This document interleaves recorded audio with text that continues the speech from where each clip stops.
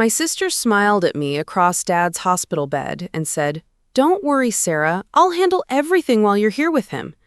3 hours later, while I held our father's trembling hand as he forgot my name for the 100th time, she was at the county clerk's office, filing papers that would steal our family's 100-year-old farm right out from under us. But here's the thing about betraying someone who's already lost everything. It gives them nothing left to lose in return. I need to take you back 18 months before that moment, back when I still believed family meant something sacred. Back when I was still Sarah Mitchell, the successful marketing executive with the corner office and the 5-year plan. Back when I thought I knew who my sister really was. Dad's diagnosis came on a Tuesday. Alzheimer's, early onset, aggressive progression. The neurologist's words felt like ice water in my veins. He has maybe 2 years of clarity left, then we'll see rapid decline. I stared at this man who'd raised me, who'd taught me to ride bikes and drive stick shift, who'd walked me down the aisle at my wedding, and I knew immediately what I had to do. I quit my job the next week. My husband, Mark, thought I'd lost my mind. "Sarah, we have 2 kids to think about. Emily's applying to colleges, and Jake's got that learning disability that requires private tutoring. We can't afford for you to just stop working." But I couldn't stop thinking about Dad sitting alone in that big farmhouse, forgetting to eat, forgetting to take his medication, forgetting pieces of himself every single day. The farm had been in our family for 4 generations. Dad's great-grandfather had cleared that land with his own hands, built that house board by board. It wasn't just property, it was our legacy, our identity, our anchor to everything that made us who we were. "I'll figure it out," I told Mark, and I meant it.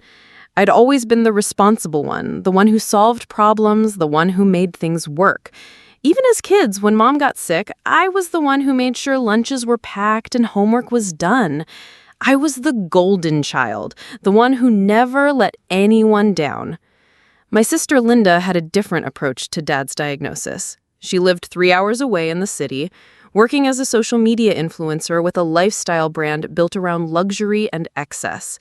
When I called to tell her about Dad, her first response was, "Oh, God, Sarah, this is so tragic. But you know I can't possibly. I mean, my brand depends on consistent content creation. I can't just disappear to the middle of nowhere." I told her I understood. I always told Linda I understood. Looking back, maybe that was my first mistake. The next 8 months were the hardest of my life, but also strangely precious. I moved into the farmhouse, bringing my kids with me at first. We converted the old study into a bedroom for me, and the kids took the upstairs rooms they'd played in as children during summer visits. Mark stayed in the city during the week for work, joining us on weekends. Dad had good days and bad days.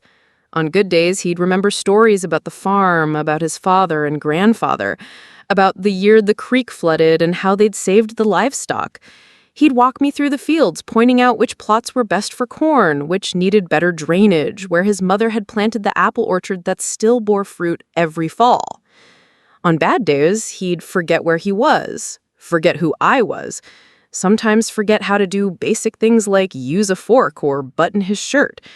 Those were the days I'd find him wandering the fields at dawn, looking for his long-dead father, or trying to milk cows that hadn't lived on the farm in 20 years. I hired a part-time caregiver, Mrs. Chen, a gentle woman who'd worked with dementia patients for decades. She helped me understand Dad's patterns, his triggers, his moments of lucidity. But mostly, it was just me and him, 2 people clinging to memories that were slipping away like water through cupped hands. Linda visited exactly 3 times in those 8 months. Each visit was a production. She'd arrive with her photographer boyfriend, taking staged photos of herself caring for Dad that she'd post on her social media with captions about family values and honoring our elders. Her followers ate it up, praising her for her devotion and sacrifice. What they didn't see was her leaving after 2 hours, complaining about the smell of the house and the lack of decent Wi-Fi. "I don't know how you stand it," she told me during her last visit, wrinkling her nose as Dad shuffled through the kitchen in his pajamas at 3 p.m.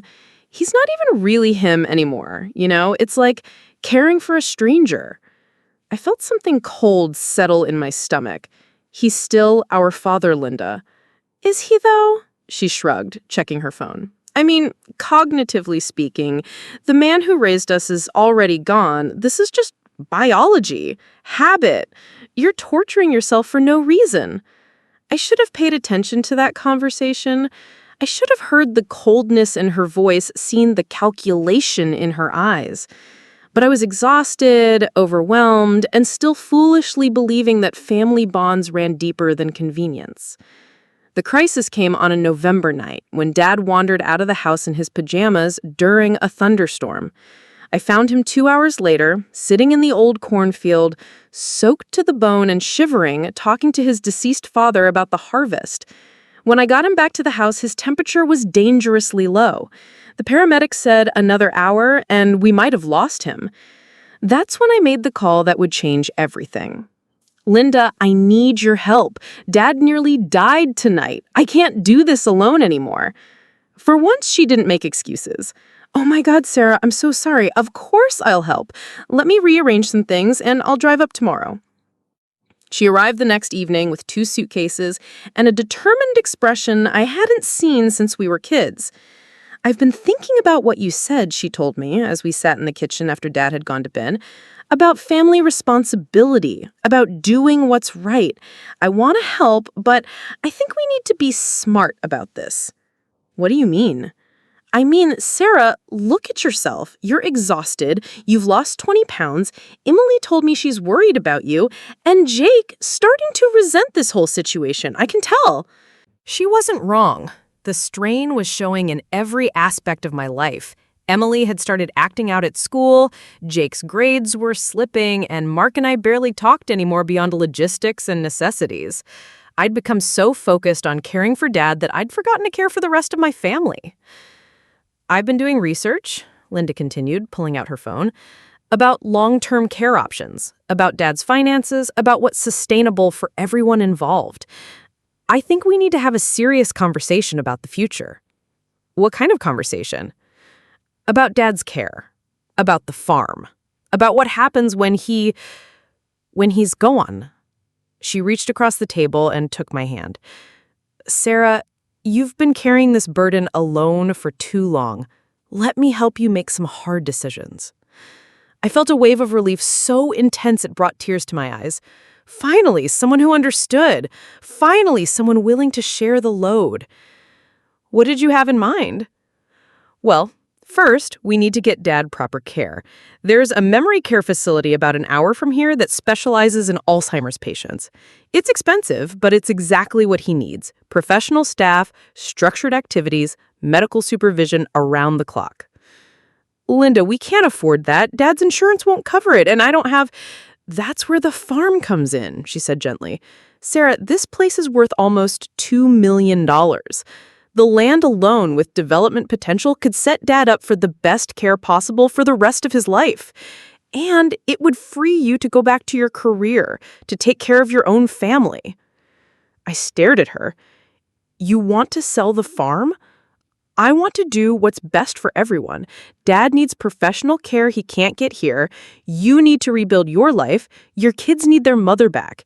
And honestly, Sarah, maintaining this place is a full-time job even without Dad's condition. When was the last time you really looked at the books? The maintenance costs, the property taxes, the repairs needed? She was right about that, too. The farmhouse was over 100 years old, and everything seemed to need fixing at once. The roof leaked, the plumbing was temperamental, and the heating system was held together with prayer and duct tape. I'd been so focused on day-to-day survival that I hadn't thought about the bigger picture. But it's been in our family for 4 generations, I whispered. And now it's time for our family to evolve, Linda said firmly. Dad would want what's best for all of us, not just what's sentimental. She stayed for 3 days, and by the time she left, I was almost convinced. Almost. But something held me back, some instinct I couldn't quite name. Maybe it was the way she'd spent more time on her phone than with Dad, or the way she'd measured rooms and taken photos when she thought I wasn't looking, Or maybe it was just the golden child's stubborn streak, the same trait that had made me quit my job to care for Dad in the first place. I need time to think, I told her as she loaded her car. Of course, but don't take too long, Sarah. Dad's condition is going to get worse, and our options are going to get more limited. I'm just trying to help you see the forest for the trees. She hugged me goodbye, and I felt that familiar warmth of sisterly love. Linda had always been the pragmatic one, the one who saw things clearly while I got lost in emotions and idealism. Maybe she was right. Maybe it was time to let go. I spent the next 2 weeks researching memory care facilities, getting quotes, trying to run the numbers. Linda was right about the costs. Quality care for Dad would eat through any savings we had within months. And she was right about the farm's value, too. A local real estate agent confirmed that the property, with its prime location and development potential, could easily sell for close to $2 million. But every time I walked through the fields with Dad, every time he pointed out a landmark or shared a memory, I felt like I was betraying not just him, but everyone who'd come before us. This wasn't just land. It was history, legacy, identity. The decision was made for me on a cold December morning when Dad collapsed in the kitchen. The ambulance ride to the hospital was a blur of sirens and medical equipment and Dad's confused questions about why strangers were touching him. The doctor said it was a minor stroke, but combined with his dementia, it represented a significant decline. He's going to need more intensive care, the neurologist explained. His mobility is compromised and his cognitive function has deteriorated significantly. He's not safe living independently anymore. I called Linda from the hospital waiting room, sobbing into the phone. You're right. I can't do this anymore. I can't keep him safe. Oh, honey, she said, her voice full of sympathy. I'm so sorry, but you know what this means, right? It's time to make those hard decisions we talked about. I know. I don't know how to let go. You don't have to do it alone. I'm going to drive up tomorrow and we'll figure this out together. We'll visit that memory care facility. We'll talk to Dad's lawyer about the farm. We'll make a plan. You've been so strong, Sarah, but you don't have to be strong alone anymore. True to her word, Linda arrived the next day with a folder full of research and a determination that both comforted and overwhelmed me. She'd already made appointments with the memory care facility, contacted a real estate agent, and found a lawyer who specialized in elder care issues. I want to make this as easy as possible for you, Sarah, she said as we sat in the hospital cafeteria, Dad sleeping fitfully in his room upstairs. You've been through enough. Let me handle the details. The memory care facility was beautiful, clean, modern, with activities designed specifically for dementia patients. The staff was professional and kind, and I could see Dad would be safe there. But when they quoted the monthly cost, I felt sick. $12,000 a month. I whispered to Linda as we walked back to the car. Even with Dad's Social Security and pension, we'd burn through his savings in less than a year. That's where the farm comes in, she said gently. Sarah, this place is worth almost $2 million. The land alone, with development potential, could set Dad up for the best care possible for the rest of his life. And it would free you to go back to your career, to take care of your own family. I stared at her. You want to sell the farm? I want to do what's best for everyone. Dad needs professional care he can't get here. You need to rebuild your life. Your kids need their mother back. And honestly, Sarah, maintaining this place is a full-time job even without Dad's condition. When was the last time you really looked at the books? The maintenance costs, the property taxes, the repairs needed? She was right about that too. The farmhouse was over 100 years old, and everything seemed to need fixing at once. The roof leaked, the plumbing was temperamental, and the heating system was held together with prayer and duct tape. I had been so focused on day-to-day survival that I hadn't thought about the bigger picture. But it's been in our family for 4 generations, I whispered. And now it's time for our family to evolve, Linda said firmly. Dad would want what's best for all of us, not just what's sentimental. She stayed for 3 days, and by the time she left, I was almost convinced. Almost. But something held me back, some instinct I couldn't quite name. Maybe it was the way she'd spent more time on her phone than with Dad, or the way she'd measured rooms and taken photos when she thought I wasn't looking, Or maybe it was just the golden child's stubborn streak, the same trait that had made me quit my job to care for Dad in the first place. I need time to think, I told her as she loaded her car. Of course, but don't take too long, Sarah. Dad's condition is going to get worse and our options are going to get more limited. I'm just trying to help you see the forest for the trees. She hugged me goodbye, and I felt that familiar warmth of sisterly love. Linda had always been the pragmatic one, the one who saw things clearly while I got lost in emotions and idealism. Maybe she was right. Maybe it was time to let go. I spent the next 2 weeks researching memory care facilities, getting quotes, trying to run the numbers. Linda was right about the costs. Quality care for Dad would eat through any savings we had within months. And she was right about the farm's value, too. A local real estate agent confirmed that the property, with its prime location and development potential, could easily sell for close to $2 million. But every time I walked through the fields with Dad, every time he pointed out a landmark or shared a memory, I felt like I was betraying not just him, but everyone who'd come before us. This wasn't just land. It was history, legacy, identity. The decision was made for me on a cold December morning when Dad collapsed in the kitchen. The ambulance ride to the hospital was a blur of sirens and medical equipment and Dad's confused questions about why strangers were touching him. The doctor said it was a minor stroke, but combined with his dementia, it represented a significant decline. He's going to need more intensive care, the neurologist explained. His mobility is compromised and his cognitive function has deteriorated significantly. He's not safe living independently anymore. I called Linda from the hospital waiting room, sobbing into the phone. I know you're right. I can't do this anymore. I can't keep him safe. Oh, honey, she said, her voice full of sympathy. I'm so sorry, but you know what this means, right? It's time to make those hard decisions we talked about. I know, I don't know how to let go. You don't have to do it alone. I'm going to drive up tomorrow and we'll figure this out together. We'll visit that memory care facility. We'll talk to Dad's lawyer about the farm. We'll make a plan. You've been so strong, Sarah, but you don't have to be strong alone anymore. True to her word, Linda arrived the next day with a folder full of research and a determination that both comforted and overwhelmed me. She'd already made appointments with the memory care facility, contacted a real estate agent, and found a lawyer who specialized in elder care issues. I want to make this as easy as possible for you, Sarah, she said as we sat in the hospital cafeteria, Dad sleeping fitfully in his room upstairs. You've been through enough. Let me handle the details.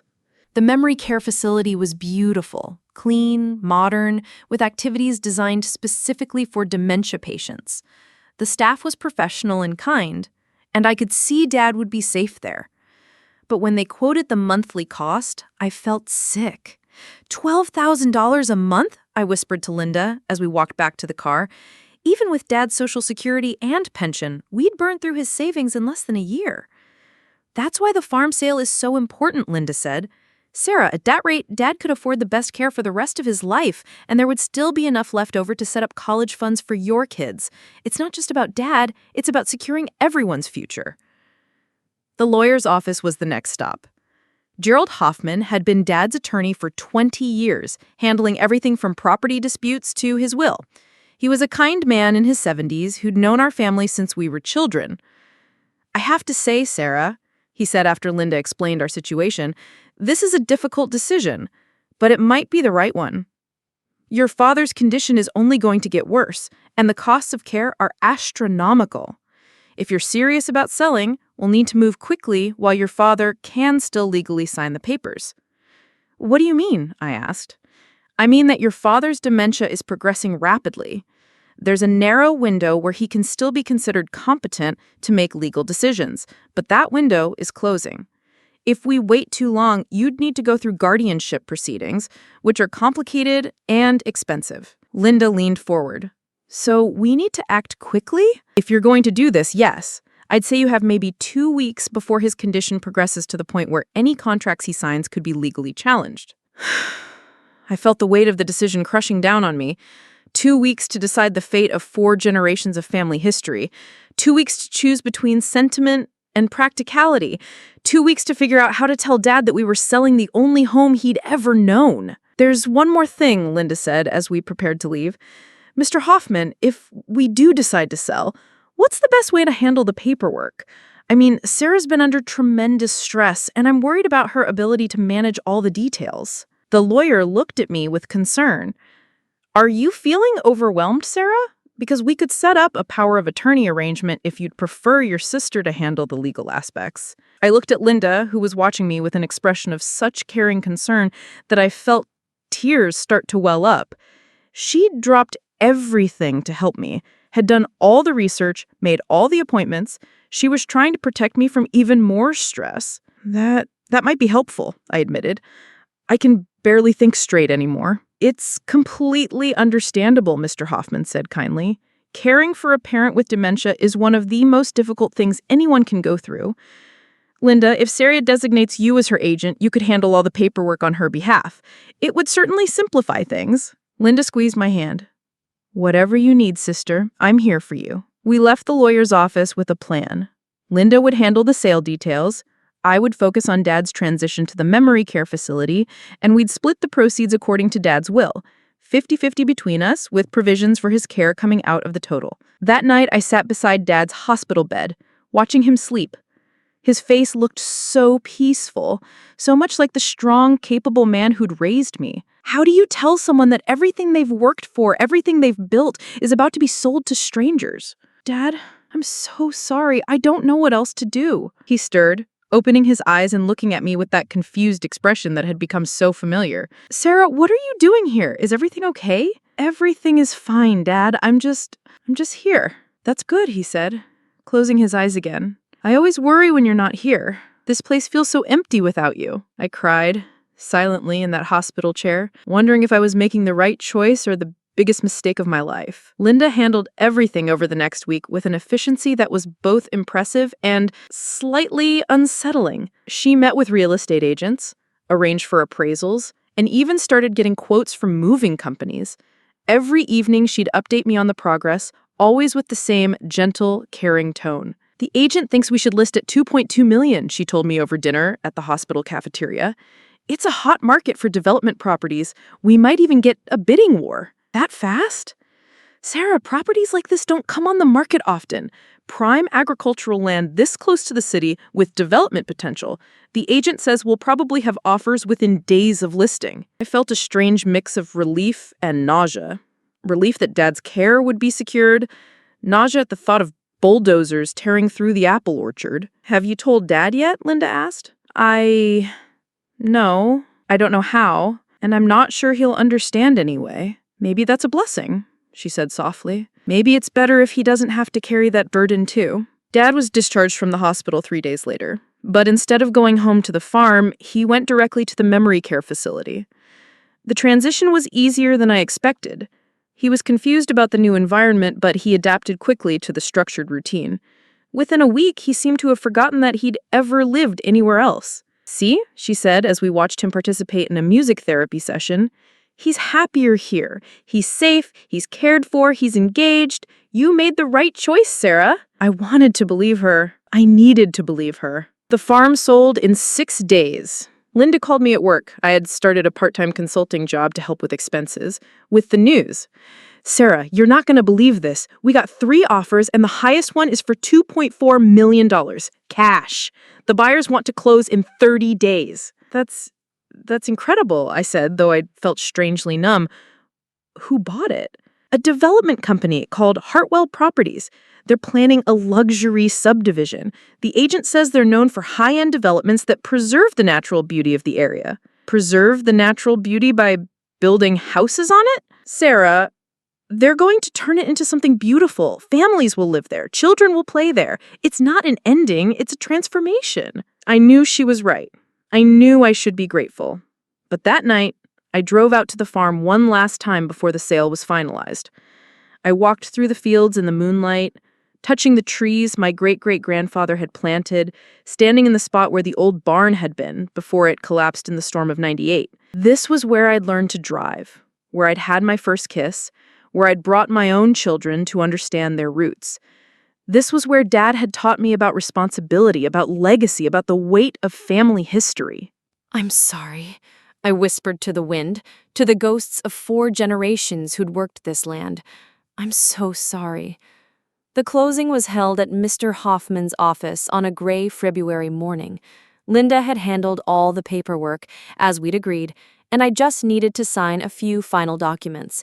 Dad was there too, though he seemed confused about why we were all gathered in the lawyer's office. "What's happening?"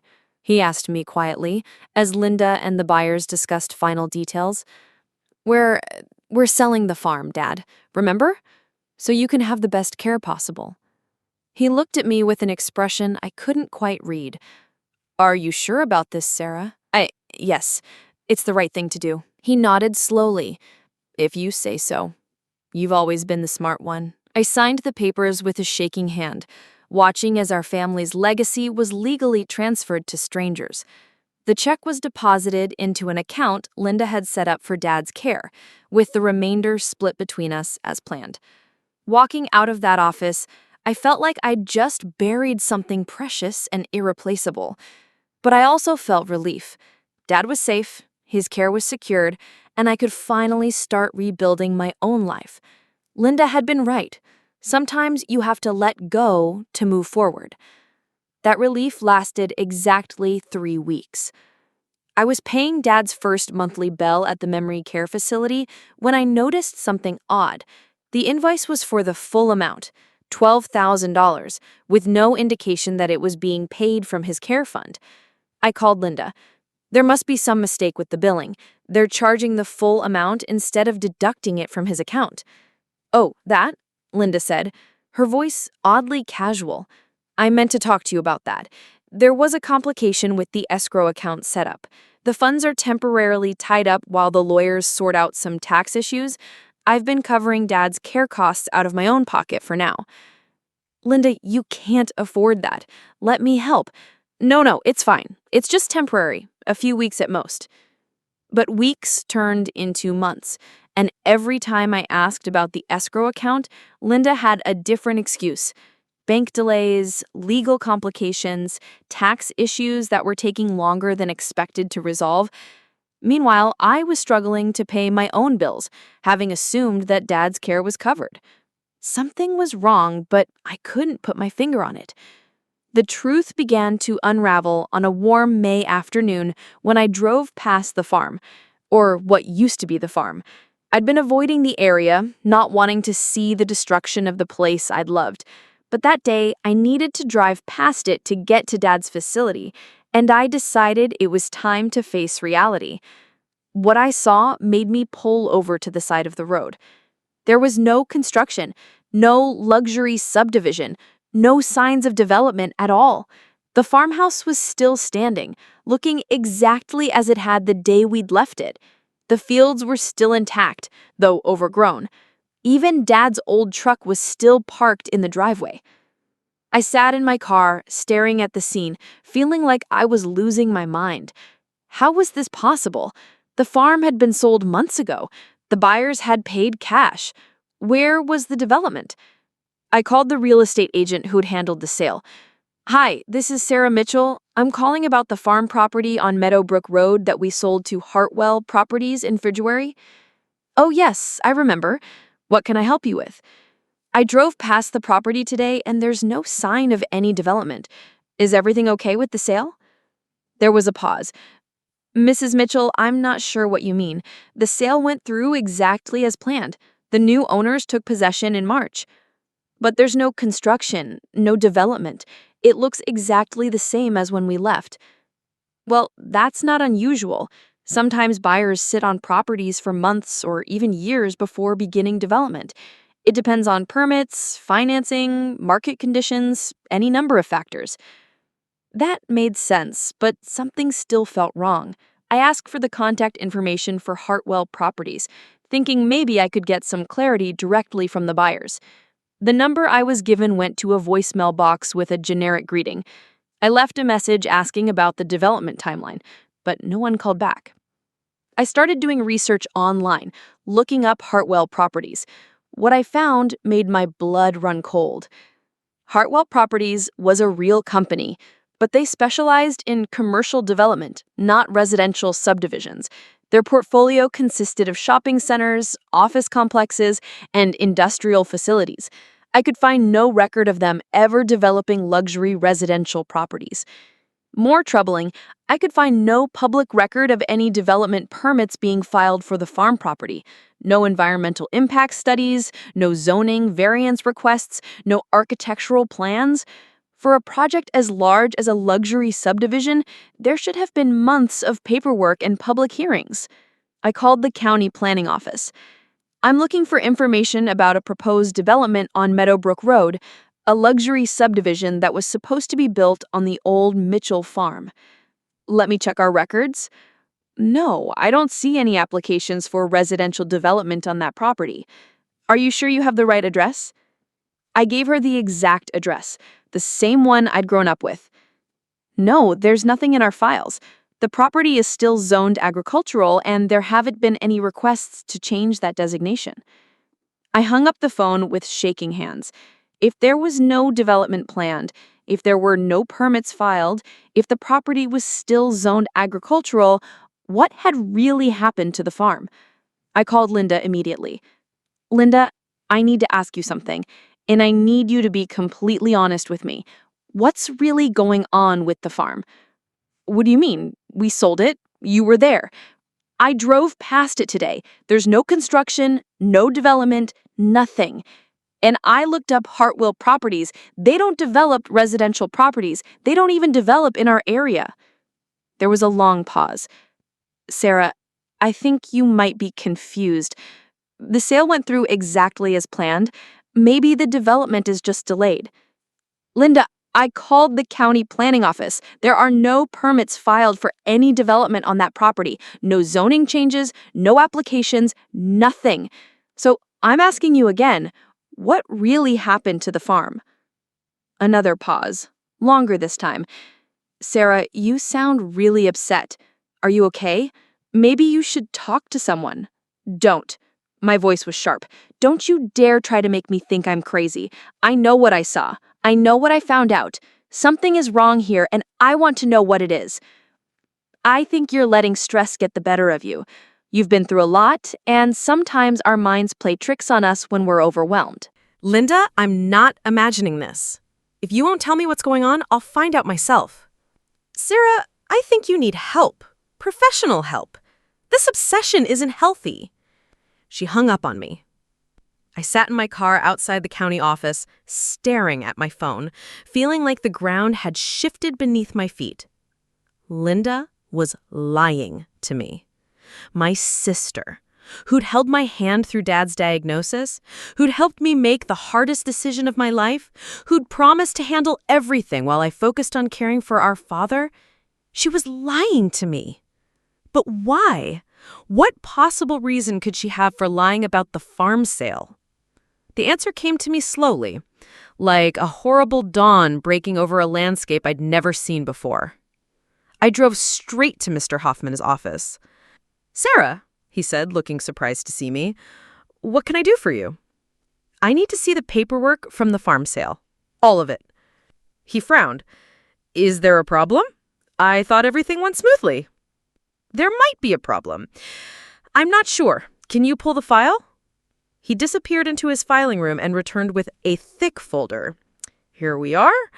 What specifically are you looking for? I want to see the deed transfer. I want to know exactly who bought the farm. He flipped through the papers and handed me a document. Here's the deed transfer.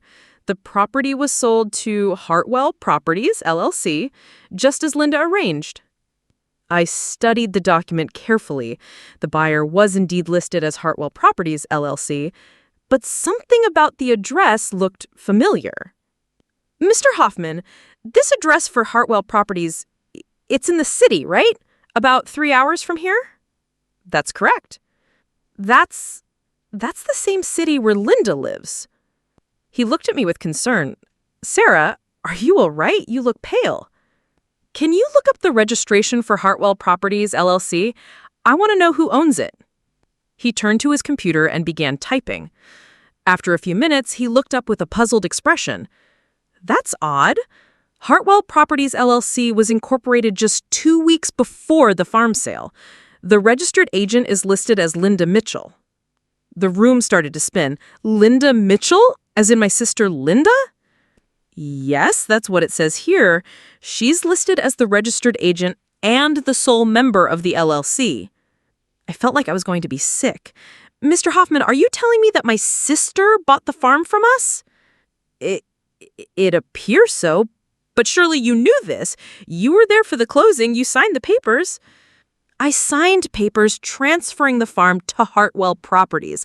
I was told it was a development company. I never knew Linda owned it. Mr. Hoffman was quiet for a long moment. Sarah, I think we need to look at this more carefully. If Linda created an LLC specifically to purchase the farm, and if she didn't disclose her ownership to you, there might be legal issues here. What kind of legal issues? Fraud, for one. Breach of fiduciary duty. If she was acting as your agent in the sale, she had a legal obligation to disclose any conflicts of interest. Buying the property herself through a shell company while representing you as the seller, that's a serious violation. I felt something cold and hard settling in my chest. What does this mean? What are my options? Well, first we need to determine exactly what happened. Was Linda acting as your agent, or was she acting on her own behalf? Did she use her power of attorney to execute the sale? If she did, she may have exceeded her authority. He pulled out more papers, scanning them quickly. Here's the power of attorney document you signed. It gives Linda broad authority to handle the sale on your behalf, but it also requires her to act in your best interests and to disclose any conflicts of interest, which she didn't do. No, it doesn't appear that she did. He looked up at me with sympathy. Sarah, I'm afraid your sister may have taken advantage of you in a very serious way. I left Mr. Hoffman's office with copies of all the paperwork and a referral to a lawyer who specialized in fraud cases. But more than that, I left with a new understanding of who my sister really was. Linda hadn't helped me make a difficult decision about Dad's care. She had manipulated me into selling our family farm to her at a fraction of its market value. She'd used my exhaustion, my trust, my love for Dad, and my desperation to do right by him to steal everything our family had built over 4 generations. And she'd done it all while smiling at me, hugging me, telling me how much she cared. I didn't sleep that night. Instead, I sat at my kitchen table with all the paperwork spread out in front of me, trying to understand the full scope of what Linda had done. The numbers were staggering. The farm had been appraised at $2.4 million. Linda had bought it through her LLC for $2.4 million. But the money that should have gone into Dad's care account, the money that should have been split between us, had never materialized. When I called the bank about the escrow account complications Linda had mentioned, I was told there was no escrow account. There never had been. The funds from the sale had been deposited directly into an account controlled by Hartwell Properties LLC, meaning Linda had complete control over them. But the most devastating realization came when I looked at the care payments I'd been making for Dad. Linda had claimed she was covering his costs temporarily while the escrow issues were resolved. But if there was no escrow account, if she had direct access to the sale funds, why was I still paying for Dad's care? I called the memory care facility's billing department. I'm calling about the account for William Mitchell, I told the clerk. I need to understand the payment history. Of course, let me pull up his file. Mr. Mitchell's account is current. All payments have been made on time. Who's been making the payments? According to our records, the payments have been made by Linda Mitchell since March. She set up an automatic payment from her personal account. Her personal account? Not from a care fund or escrow account? No, it's been coming from her personal checking account. Is there a problem? So Linda had been paying Dad's care costs out of her own pocket, just as she'd claimed.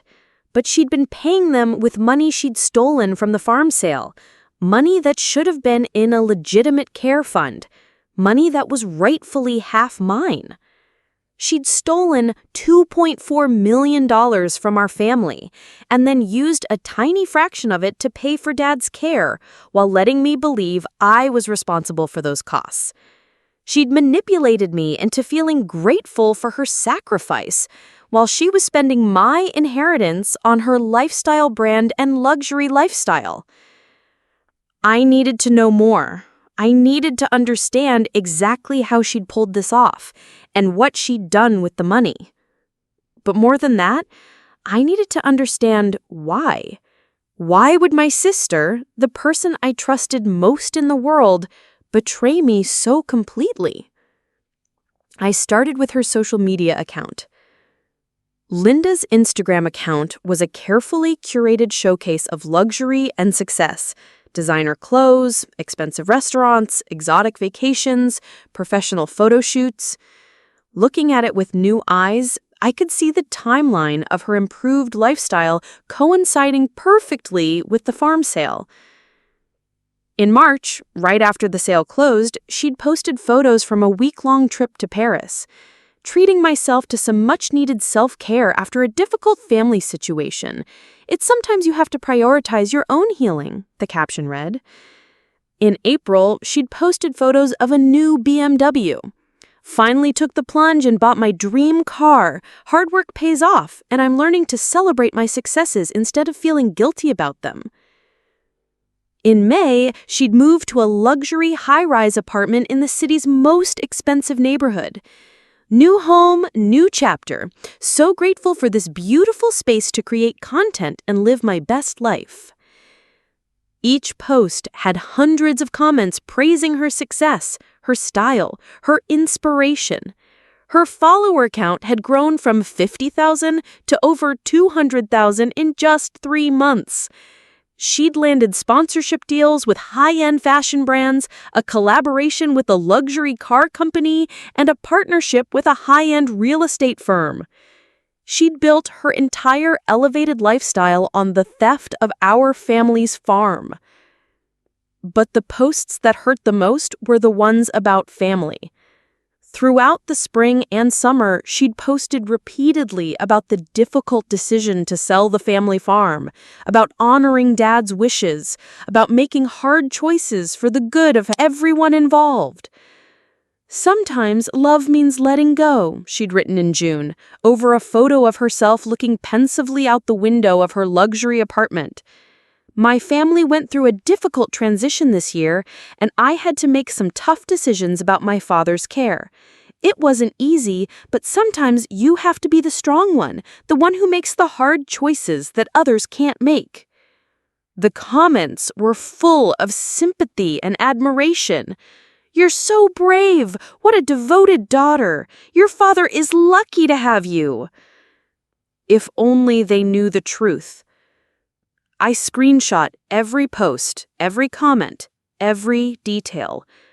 I was building a case, but I was also building something else, a deep, cold understanding of exactly who my sister really was.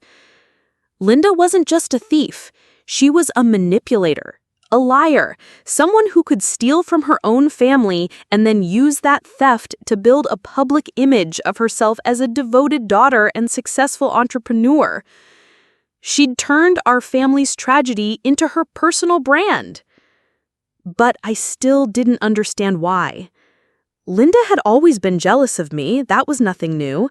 Growing up, she'd complained constantly about being the forgotten one while I was the golden child. But this level of betrayal went far beyond sibling rivalry. I decided to dig deeper into her past to understand what had driven her to this point. I started with Linda's ex-husband, David. They divorced 3 years earlier, and while I'd stayed out of their personal drama, I knew it had been messy. David was a successful lawyer, and I'd always assumed he'd been the one to end the marriage. But now I wondered if there was more to the story. I found David's contact information through mutual friends and called him on a Saturday morning. "Sarah, wow, I haven't heard from you in years. How are you doing?" I'm dealing with some family issues.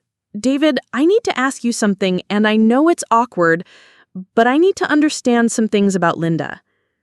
"What kind of things?" I told him about the farm, about the theft, about everything I'd discovered. He listened without interrupting, and when I finished, he was quiet for a long moment. "I'm sorry, Sarah. I'm not surprised, but I'm sorry." "What do you mean you're not surprised?" Linda has a problem with money and with the truth. That's why our marriage ended. He told me about the credit card debt Linda had hidden from him, about the business investments she'd made without telling him, about the lies she'd told about her income and expenses. He told me about discovering that she was using his credit cards to fund her lifestyle brand, racking up hundreds of thousands of dollars in debt while claiming her business was profitable. She'd look me in the eye and lie about the most basic things: bills, expenses, where money was going. She was so convincing that I started to doubt my own perception of reality. "Why didn't you tell me any of this when you were getting divorced?" "Because Linda begged me not to. She said it would destroy her relationship with the family, that she was getting help, that she was going to turn things around. She made me promise to keep it between us." "And you believed her?" I wanted to believe her. And honestly, I was so exhausted from fighting about it that I just wanted out. I gave her a generous settlement just to make it go away. How generous? About $500,000. I figured it was worth it to be free of her debt and her lies. I felt sick. David, what happened to that money? As far as I know, she spent it all within a year. New apartment, new car, funding her social media brand. I heard from mutual friends that she was living like she'd won the lottery. So by the time Dad got sick, she was probably broke again. Almost certainly. Sarah, Linda isn't just irresponsible with money. She's got a pathological relationship with it. She sees money as something she deserves, something the world owes her, and she's incredibly skilled at manipulating people to get it. Even family? Especially family. Family members trust her, love her, want to believe the best of her. That makes them easy targets. I hung up the phone feeling like I'd been punched in the stomach. Linda hadn't just stolen the farm on a whim. She'd targeted our family deliberately, using Dad's illness and my exhaustion as opportunities to commit fraud on a massive scale. But David had given me something else. The first real glimpse into Linda's psychology. She wasn't just greedy. She was something much more dangerous. I spent the next few weeks investigating Linda's social circle, her business associates, her romantic relationships. What I found was a pattern of manipulation, lies, and financial exploitation that went back years. Her business partner in the lifestyle brand told me about accounting discrepancies that had led to their partnership dissolving. Linda had been using company funds for personal expenses, claiming they were business costs. Her former roommate told me about unpaid bills and utilities that had been left in her name when Linda moved out suddenly. Her ex-boyfriend told me about expensive gifts she'd bought for herself using his credit cards, claiming they were loans she'd pay back. Every relationship Linda had ever had was marked by financial manipulation and broken trust. She was skilled at identifying people's vulnerabilities, their love, their exhaustion, their desire to help, and exploiting those vulnerabilities for personal gain. I was just her biggest score. But understanding Linda's psychology wasn't enough. I needed to understand her current situation. Where was she now? What was she doing with the money? And most importantly, how could I stop her? I hired a private investigator. Rebecca Santos was a former police detective who specialized in financial crimes. She was recommended by the fraud lawyer Mr. Hoffman had referred me to, and she had a reputation for being both thorough and discreet. "I need to understand exactly what your sister has done with the money from the farm sale," she told me during our first meeting, "and I need to document everything in a way that will hold up in court." "What does that involve?" "Bank records, property records, business filings, tax returns if we can get them. I need to trace every dollar and document every transaction. It's going to take time and it's going to be expensive, but it's the only way to build a solid case." "How expensive?" For something this complex, probably $15,000 to $20,000. I know that's a lot, but financial fraud investigations require specialized expertise and a lot of hours. I thought about the money I'd been spending on Dad's care, money that should have been coming from his care fund. I thought about my kids' college funds, depleted by the financial strain of the past year. I thought about my marriage, strained to the breaking point by the stress and the secrets. I said, do it. Rebecca's investigation took 6 weeks. What she found was worse than I had imagined. Linda had indeed stolen the entire $2.4 million from the farm sale. But she hadn't just spent it on herself. She'd used it to create an elaborate financial shell game designed to hide the theft and generate ongoing income. She'd purchased 3 rental properties in different states using LLCs to hide her ownership. She'd invested in cryptocurrency and high-yield bonds. She'd even purchased a small apartment building that was generating rental income. She's not just a thief, Rebecca explained, showing me charts and financial documents. She's a sophisticated financial criminal. She's taken your family's money and turned it into a diversified investment portfolio that's generating passive income. At current rates, she's probably making about $20,000 a month from these investments. $20,000 a month? Maybe more. And because she's hidden everything through LLCs and shell companies, it's going to be very difficult to trace or recover. But it's illegal, right? What she did? Absolutely. It's fraud, breach of fiduciary duty, elder abuse, probably a dozen other crimes. But proving it in court and actually recovering the money are 2 different things. She showed me photos of Linda's current lifestyle. The luxury apartment had been upgraded to a penthouse. The BMW had been replaced by a Porsche. She'd taken trips to Dubai, Monaco, and the Maldives. Her social media following had grown to over 1 million followers, and she was now being paid substantial sums for sponsored content. She's used your family's money to build a media empire, Rebecca said. She's not just living off the stolen funds, she's used them to create a platform that's generating independent income. She's essentially laundered the theft through social media fame.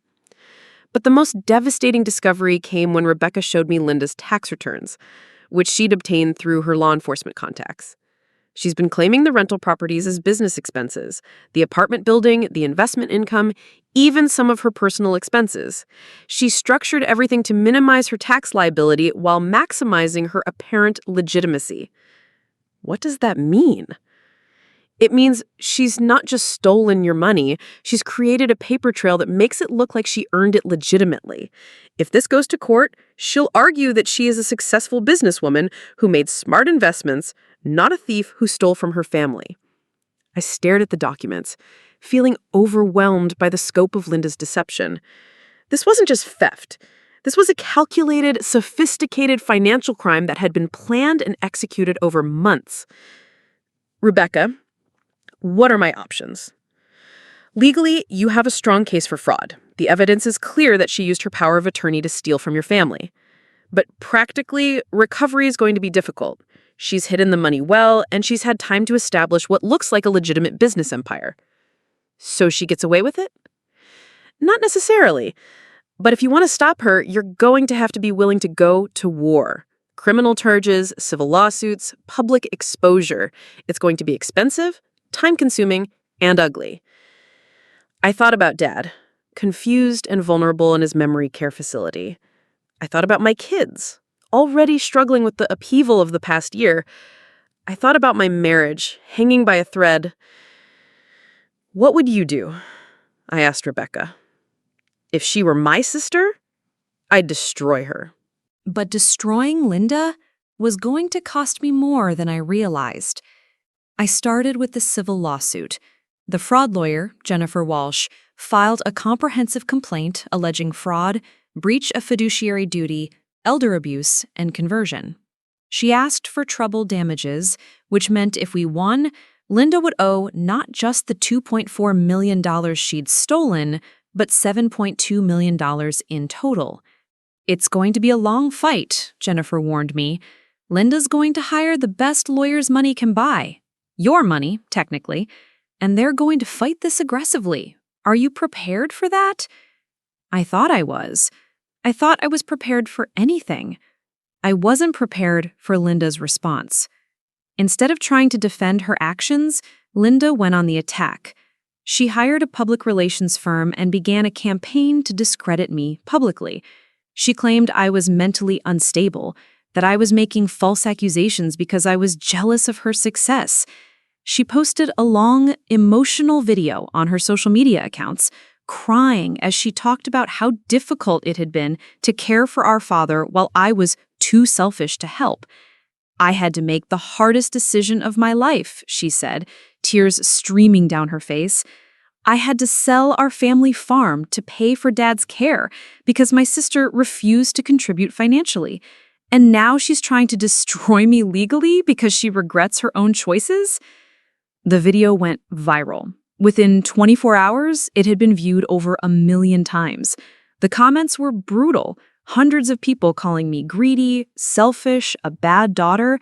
Linda's followers rallied around her, donating money to a legal defense fund she'd set up. But the worst part was what happened to my family. My kids' friends saw the video. Emily came home from school crying, saying people were calling her mother a liar and a thief. Jake got into a fight when a classmate said our family was crazy. Mark sat me down one evening, his face grave. "Sarah, I love you, but this has to stop. The kids are being affected. My job is being affected. People are starting to ask questions about my wife's mental health. Mark, you know the truth. You know what Linda did. I know what you've told me, but Sarah, look at yourself. You're obsessed with this. You spend hours every day researching Linda, talking to lawyers, building your case. You're not sleeping, you're not eating, you're not present with me or the kids. I'm fighting for our family's future.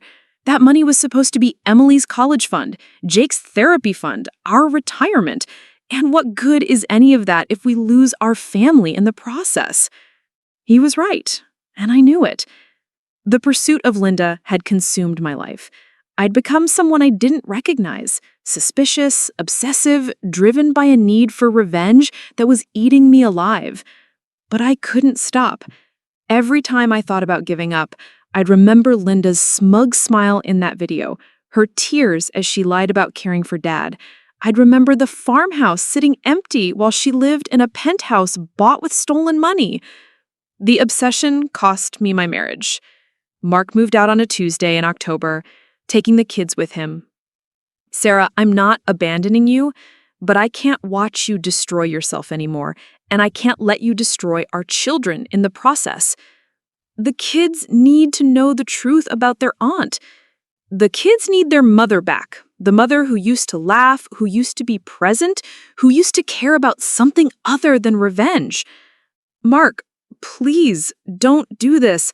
I need you. You need Linda to pay for what she did. That's all you need anymore." He was right, and we both knew it. I'd become so focused on stopping Linda that I'd lost sight of everything else that mattered. But losing my family only made me more determined to make Linda pay. I escalated the investigation. I hired additional private investigators to dig deeper into Linda's business dealings. I hired a forensic accountant to trace every dollar of the stolen money. I hired a social media expert to document Linda's lies and contradictions. The legal bills were staggering. By Christmas, I'd spent over $100,000 on the case. I'd taken out a second mortgage on the house, borrowed against my 401k, and sold everything of value I owned. But I was getting results. The investigators had found evidence of tax fraud, money laundering, and securities violations. The forensic accountant had traced the stolen money through a dozen different accounts and shell companies. The social media expert had documented hundreds of false statements Linda had made about the farm sale. "We've got her," Jennifer told me during a meeting in January. "The evidence is overwhelming. She's going to have to settle, and it's going to be a big settlement." How big? Full restitution plus punitive damages. We're talking about getting back every penny she stole, plus enough to compensate you for your losses and pain and suffering. I should have felt victorious. Instead, I felt empty. I was living alone in a house I could barely afford, fighting a legal battle that had cost me my family. I hadn't seen my kids in 2 months. Mark was protecting them from my obsession, as he called it. I hadn't visited Dad in weeks because I couldn't stand to see him in that facility, knowing his care was being paid for with stolen money. I'd become exactly what Linda had claimed I was: obsessed, unstable, driven by jealousy and revenge. But I was close to winning. The settlement conference was scheduled for February 14th, Valentine's Day. The irony wasn't lost on me. While other people were celebrating love, I was going to destroy my sister.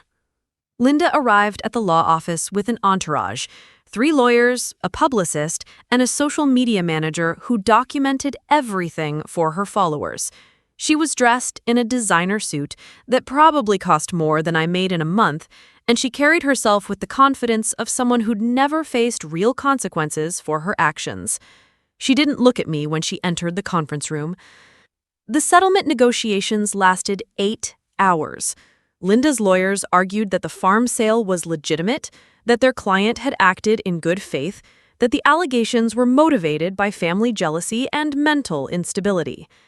Jennifer presented our evidence methodically: the financial records showing the theft, the shell companies created to hide the money, the tax fraud, the lies Linda had told about the buyers and the development plans. By the end of the day, Linda's lawyers were recommending settlement. "We'll offer $1.2 million, her lead attorney said. "Half the original amount paid over 5 years. "That's not acceptable," Jennifer replied. "Our client is entitled to full restitution plus punitive damages. We want $3.6 million paid immediately." "That's impossible. Miss Mitchell doesn't have that kind of liquid assets." "Then she can liquidate her investments, sell her properties, and downsize her lifestyle. She managed to steal $2.4 million in a matter of months. She can find a way to pay it back." The negotiations continued for another hour, but it was clear that Linda's team was beaten. They'd seen the evidence, and they knew they couldn't defend their client's actions in court. Finally, Linda spoke for the first time all day. "I want to talk to my sister, alone." The lawyers protested, but Linda was insistent. 5 minutes, just the 2 of us. I agreed, though Jennifer advised against it.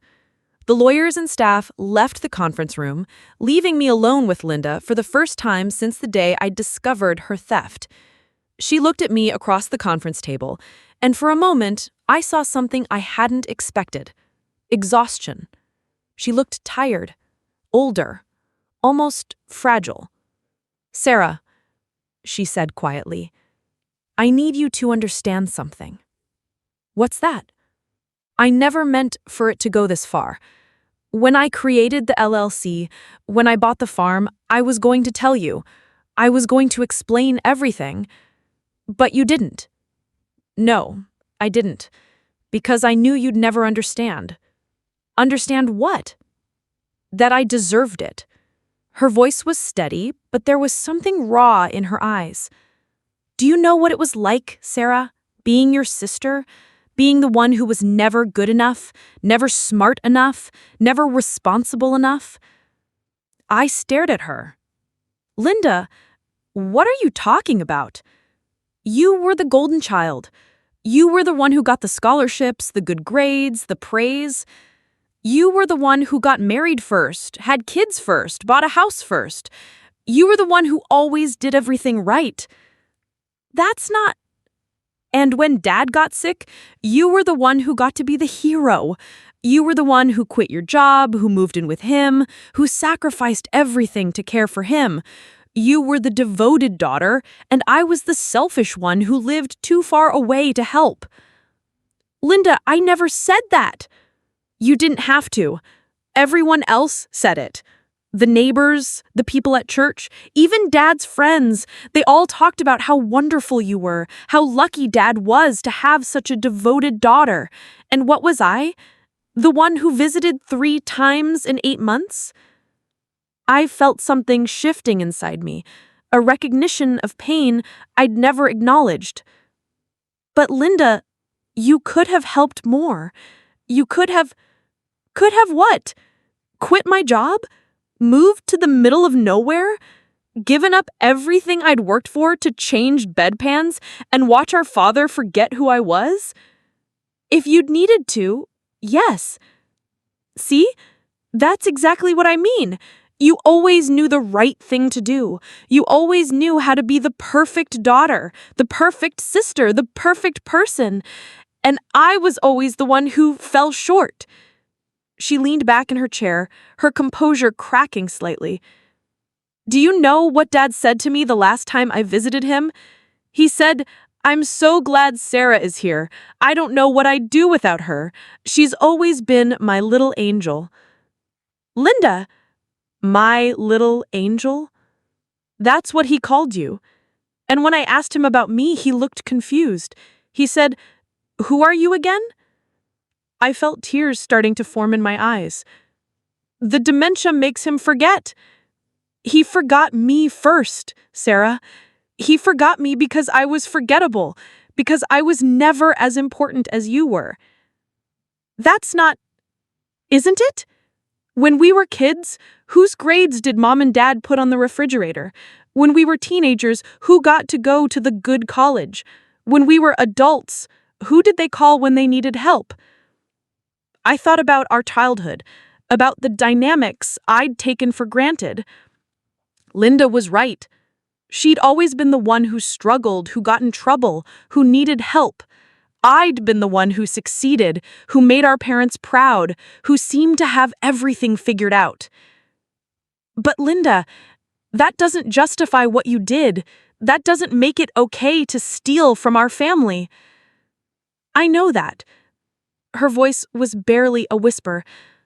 I know it was wrong, but Sarah, for the first time in my life, I had something that was mine, something I'd earned, something I'd worked for.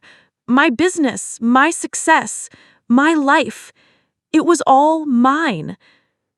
But it wasn't yours. It was built on money you stole from Dad. Dad was going to die anyway. The farm was going to be sold anyway. The money was going to be split between us anyway. I just took my half early. You took all of it, Linda, and you left me to pay for Dad's care. I was paying for Dad's care. I paid every month exactly as promised.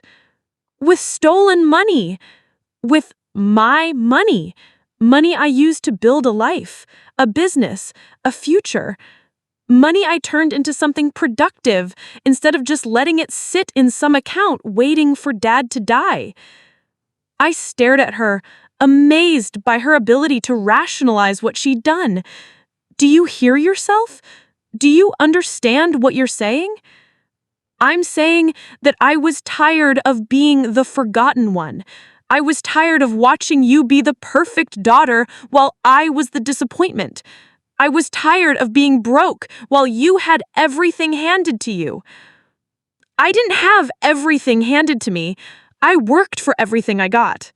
You worked for things that came easily to you. School came easily, marriage came easily, motherhood came easily. You were good at being good, Sarah. But I was never good at anything until I built my business. And I wasn't going to let anyone take that away from me. So you took everything away from me instead? I took what I needed to survive, what I needed to finally be someone worth noticing. And you destroyed our family in the process. Our family was already destroyed. It was destroyed the day Dad called you his little angel and forgot I existed. We sat in silence for a long moment.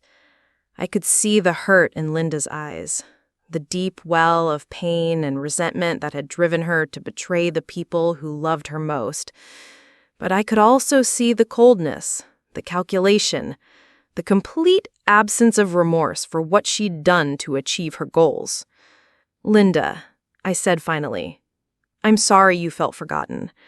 I'm sorry you felt like you weren't important. But what you did was unforgivable. I know, but I'm not sorry I did it. What? I'm not sorry I finally took something for myself. I'm not sorry I finally stopped being the forgotten one. I'm not sorry I built a life that matters. Even if it cost us our family? We never had a family, Sarah. We had you being perfect and me being invisible. That's not a family. That's a hierarchy. She stood up, smoothing her designer suit. I'll settle for $2.4 million, the original amount. I'll liquidate what I need to liquidate, and I'll pay you back every penny. But I won't pay punitive damages, and I won't apologize for finally taking what was mine.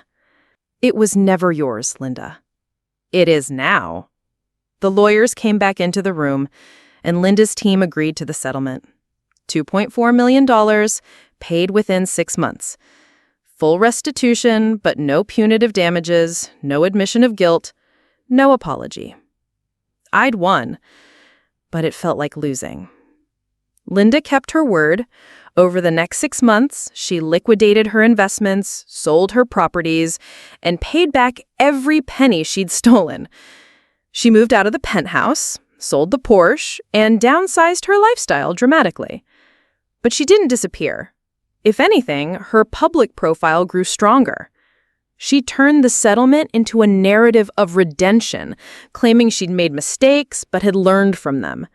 She wrote a book about family dynamics, sibling rivalry, and the cost of perfectionism. She started a podcast about overcoming adversity and finding your authentic self. Her followers ate it up. She was no longer just an influencer. She was a survivor, someone who'd faced her demons and emerged stronger. The book became a bestseller. The podcast was downloaded millions of times. She'd turned her theft and my pursuit into another business opportunity. Meanwhile, I was left to pick up the pieces of my shattered life. The money I'd recovered went into a trust fund for Dad's care, exactly as it should have originally. He was comfortable, well cared for, and completely unaware of the family war that had been fought over his future. But the cost of winning had been enormous. My marriage was over. Mark filed for divorce 6 months after the settlement, citing irreconcilable differences. I was granted joint custody of the kids, but they were distant, wary, still processing the trauma of watching their mother consumed by obsession and revenge. I'd spent nearly 2 years of my life and over $200,000 in legal fees to recover money that should never have been stolen in the first place. I'd alienated my family, destroyed my marriage, and turned myself into someone I barely recognized. The worst part was that Linda had been right about one thing. I had been the golden child. I'd been the one who succeeded easily, who did the right thing naturally, who never had to struggle for approval or recognition. I'd taken that role for granted, never realizing how it affected Linda, never understanding the resentment and pain that had caused her. That didn't excuse what she'd done, but it explained it. And in some twisted way, it made me understand why she'd been able to justify it to herself. 2 years after the settlement, I was living in a small apartment across town, working as a freelance consultant and seeing my kids every other weekend. Dad had passed away peacefully in his sleep, never knowing about the family war that had been fought over his legacy. I attended his funeral, of course. So did Linda. She looked good. Not wealthy, but comfortable. She'd rebuilt her life on a smaller scale with a more modest apartment and a more sustainable business model. She'd learned to live within her means, something she had never managed before. We didn't speak at the funeral, but we looked at each other across the cemetery as Dad was laid to rest. I saw recognition in her eyes, and something that might have been regret, not for what she'd done, but for what we'd lost in the process. After the service, as people were leaving, Linda approached me. "Sarah," she said quietly, "I wanted to tell you something." "What's that?" I'm grateful. For what? For stopping me. For making me face what I'd done. For forcing me to find a way to live honestly. I stared at her, not sure how to respond. I know you probably don't believe me, she continued, but losing everything, having to start over, learning to live within my means, it was the best thing that ever happened to me. Linda. I was on a path that would have destroyed me eventually. The lies, the manipulation, the constant need to maintain an image I couldn't afford. It was killing me. You saved me from that. I didn't save you. I just made you pay for what you did. Same thing in the end. She turned to leave, then looked back at me one last time. Sarah, for what it's worth, I'm sorry about your marriage. I'm sorry about what this cost you. You deserved better than having a sister who could betray you like that. Yes, I said. I did. She nodded and walked away, and that was the last time I saw her. I stayed at the cemetery for a long time after everyone else had gone, standing beside Dad's grave and thinking about family, about loyalty, about the price of justice. I'd won my war against Linda. I'd recovered the stolen money, exposed her crimes, and forced her to face consequences for her actions. But victory had cost me everything I'd been fighting to protect. My family, my marriage, my peace of mind. In the end, we'd both lost everything that mattered. The only difference was that I'd lost mine trying to do the right thing, and she'd lost hers trying to do the wrong thing. I suppose that has to be enough. Sometimes justice isn't about winning. Sometimes it's just about making sure the truth is told, the consequences are paid, and the people who've been wronged know that their pain mattered enough for someone to fight, even if that fight destroys everything you thought you were fighting for. Even if the golden child learns that gold tarnishes when it's exposed to too much darkness. Even if the price of justice is everything you hold dear. Like, share, and subscribe if you believe Sarah, took the right step.